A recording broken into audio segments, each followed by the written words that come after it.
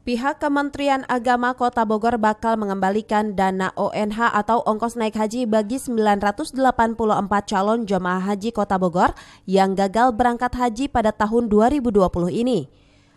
Bahkan pihaknya akan berkoordinasi dengan Kantor Bimbingan Ibadah Haji atau KBIH masing-masing terkait pengembalian paspor keberangkatan para calon jamaah. Menurut Kasih Haji Kementerian Agama Kota Bogor, Adeng Jailani, gagal berangkatnya ratusan jamaah haji ini karena belum adanya keputusan keberangkatan dari pemerintah Arab Saudi hingga batas waktu 1 Juni lalu.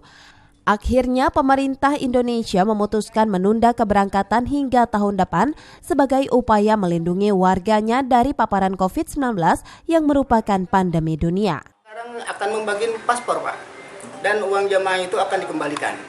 Untuk sementara waktu jamaah yang sudah lunas bayar akan ada pengembalian, tinggal nunggu juknis dari Kanwil Bidang. Berapa jumlah jamaahnya, Pak? 984. Itu yang dikembalikan apa saja, Pak? Mungkin paspor dan ONH itu. Seluruhnya? Seluruhnya. Sejauh ini sudah ada yang mengajukan, Pak, untuk akan refund? Belum, karena mungkin kondisi ini kita juga dibatasi ya. Lantaran tidak dimungkinkan keberangkatan double kuota, dipastikan penundaan ini akan berdampak terhadap jadwal keberangkatan calon jamaah haji tahun-tahun selanjutnya.